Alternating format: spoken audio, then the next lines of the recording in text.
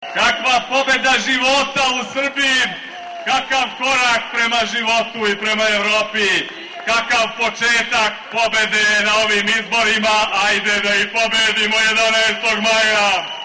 11. maja moramo ponovo da odlučimo i tu je izbor jasan kao dan između evropske Srbije, između prilike da se svaka od 3,5 miliona porodica u našoj zemlji bori za bolji život i samoizolacije, ekonomske nesigurnosti, opasnosti. Posao je najvažnija reč u Srbiji. Posao je najvažnija reč u Srbiji.